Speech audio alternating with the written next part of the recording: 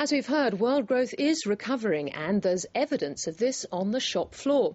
Real estate advisor CB Richard Ellis released its fourth annual survey today, mapping the global store footprint of 323 of the world's top retailers across 73 countries. And while conditions are challenging, store networks continue to grow.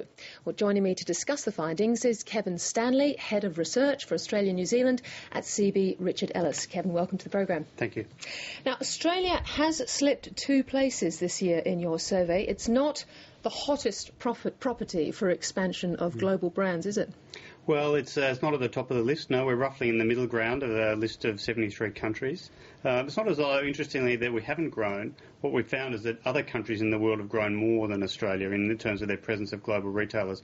Places like India, Brazil, the Middle East.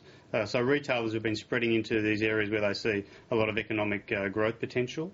They've also been moving back into areas where they can achieve lower rentals and perhaps better space that may have been vacated during the global financial crisis. So there's a few things going on there. Interesting you talk about low rentals, because a bright spot is that US retailers, I understand, have been attracted to both Sydney and Melbourne, the cities, but Melbourne more than Sydney. Well, that's right. That did surprise us, that Melbourne seems to be coming up ahead of Sydney in many of the surveys. And that's rents. That's partly because Melbourne has lower occupancy costs, and retail occupancy costs in Australia generally are quite high by global standards. So